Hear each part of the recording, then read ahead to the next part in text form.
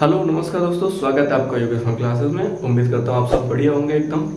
चलिए आज पता लगी क्या होगा फिर स्क्वायर। हम दो क्वेश्चंस फिर से लेकर के आए हैं। पहला क्वेश्चन है how to find square, square कैसे फाइंड करें और स्क्वायर रूट कैसे फाइंड करें। ये दोनों क्वेश्चंस जो हमें अक्सर परेशान करते हैं और इसी से पूरा का पूरा चैप्टर सॉल्व भी होता है। कुछ एक्स्ट्रा चीज़ें भी होती हैं, वो भी हमें डिस्कस करनी है। लेकिन सबसे पहले ये दो क्वेश्चन, सबसे पहले शुरू करते हैं। पहला question how to find square. Square के लिए मेरे पास ना दो रास्ते हैं। पहला रास्ता, हमेशा दो रास्ते होता हूँ, दो से ज़्यादा नहीं बताऊँ, मैं परफेक्ट रास्ते लेकर के आया हूँ। अगर आप फिर भी रिमाइंड करें, मेरे को बताने में कुछ नहीं होता, बट दो रास्ते ये परफेक्ट हैं भाई। सबसे पहला रास्ता है हमारे पास में 2 digit multiply trick, 2 digit multiplication trick. Multiply trick का यूज़ करेंगे हम यहाँ। पता है सेकंड चीज़ हमारे पास में ए बी का स्क्वायर वाला मेथड होगा, जो कि कहता है सर आपको करना क्या होता है, सिंपल सा लास्ट डेट का आपको स्क्वायर करना है। देन आपको करना क्या है, पहला नल डेट इंटू सेकेंड डेट और उसका भी ट्वाइस कर देना है। ये सेकंड स्टेप रहता है आपका। और थर्ड स्टेप सर आपका रहता है फर्स्ट डेट है ना, उसका आपको स्क्वायर करना होता है। ये करना सिंपल है, देखने में आपको बहुत, जब देखने में ही सिंपल है तो करने में और ज़्यादा सिंपल है। अगर आप एक बार इसके ना आदी हो गए ना, एक बार आपको ये हैबिट में आ गई चीज़ें, तो आप बिल्कुल एकदम हवा में बनाने वाले इन चीज़ों को। ठीक है, तो सबसे पहले 2 डिजिट मल्टीप्लिकेशन ट्रिक को हम करते हैं। आपको बेसिकली ना मैं आपसे बस यही बात कहता हूँ कि ट्रिक तो है ही अपनी जगह, लेकिन फिर भी आप कुछ 20, 25, 30 तक में कुछ तो मिनिमम अपने पास लर्न रखिए, कुछ तो लर्न करके रखिए। जैसे फॉर एग्जांपल मैं शुरू करता हूँ बिल्कुल। जैसे फॉर एग्जांपल मैं मान लीजिए 23 का स्क्वायर मेरे को निकालना है। 23 का स्क्वायर निकालना है, इट मीन्स आप समझते हैं 23 का स्क्वायर करने का सर यही मतलब है, जितनी पावर है ना उतने टाइम्स उस डिजिट को या नंबर को ना मल्टीप्लाई कराना होता है आपस में। ये बात आप सभी जानते होंगे। इट मीन्स ये यही तो कह रहा है कि सर 23 इंटू 23 मल्टीप्लाई कराइए और बताइए आंसर क्या होगा। ओके, अगर आप ये जानते हैं ना पहले से 23 का स्क्वायर क्या होता है, तभी भी आप सीख लीजिए, क्योंकि मैं 23 एग्जांपल लेके दिखा रहा हूँ। मैं दूसरी भी एग्जांपल लूंगा अभी भाई। ठीक है, तो आपको 2 डिजिट मल्टीप्लिकेशन ट्रिक क्या कहते हैं, 23 भाई ऐसे लिख लीजिए। आपको मल्टीप्लाई करना है, सबसे पहली चीज़ क्या अप्लाई करोगे, ध्यान से समझना भाई। यहाँ पे बहुत ही कम स्टेप्स हैं। सबसे पहला जो स्टेप आपको रहने वाला है ना, वो आप देखने वाले हैं ये वाला स्टेप। सबसे पहले आपको क्या करना है, इन डिजिट्स का मल्टीप्लिकेशन करना है भाई। ठीक है, सबसे पहले करना क्या है आपको, 3 इंटू 3। आप जानते हैं 3 3 जैसा कितना होगा 9।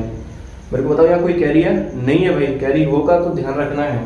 देन आपको करना क्या है, सेकंड ये क्रॉस करना भाई। 3 2 जा 6, 3 2 जा 6, 6 इससे आया, 6 ही इससे आया, दोनों को बच्चे मर्ज कर, दोनों को भाई मर्ज कर देते हैं। तो 6 और 6 कितना हुआ 12, 12 का बच्चे बनेगा हमारे पास में 2 और कैरी रहेगा भाई 1। नेक्स्ट चीज रहती है फिर इनका डिजिट का मल्टीप्लिकेशन हमें करना होता है। 2 2 जा 4 और 1 कैरी 5। सर थोड़ा सा समझाइए और। तो चलिए मैं स्टेप आपको लिख देता हूँ। सबसे पहले स्टेप आपको कुछ नहीं करना है, आपको ये जो डिजिट है ना इनका मल्टीप्लिकेशन करना है। यार आपको क्रॉस वाले डिजिट का मल्टीप्लिकेशन करना है और उनको ना मर्ज कर देना है। मर्ज करने का मतलब उन्हें ऐड कर देना भाई। कैरी हो तो कैरी तो भाई आपको जोड़नी है, ठीक है, वो तो आप समझ ही चाहिए। और थर्ड स्टेप में किनारे वाले डिजिट है उनका मल्टीप्लिकेशन करना है। बस 3 स्टेप्स आपको दोहराने, फिर से बताता हूँ। सबसे पहले हमने 3 3 जा करा 9 हो गया। ठीक है, क्लियर है यहाँ तक।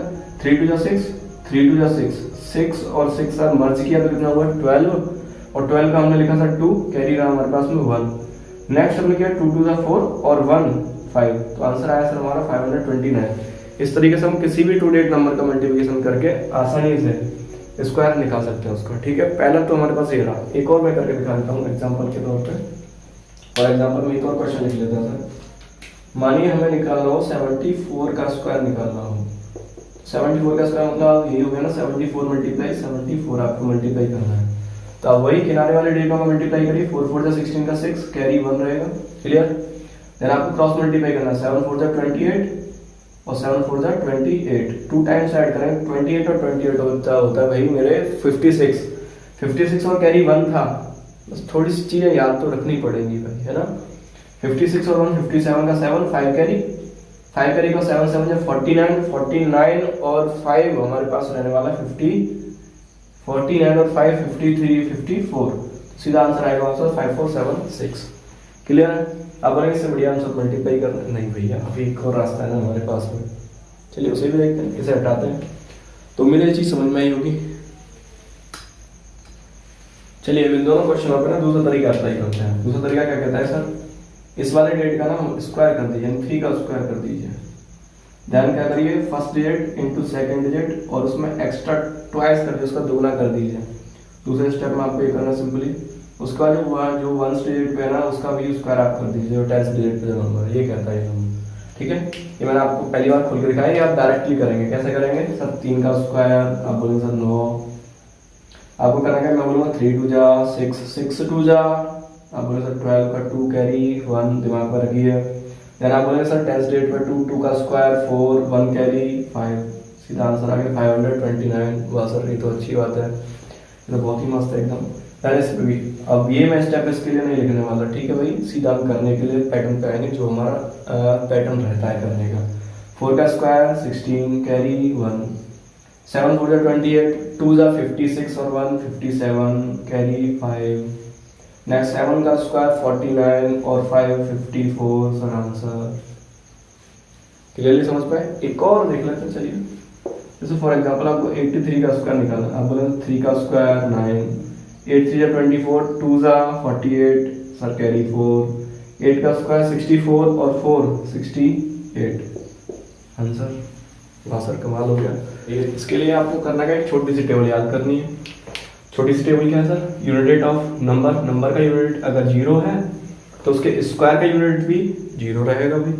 अगर नंबर का वो यूनिट 1 है या 9 है तो उसके स्क्वायर का यूनिट रहेगा 1। ठीक है, इसका यूज बताएंगे अभी।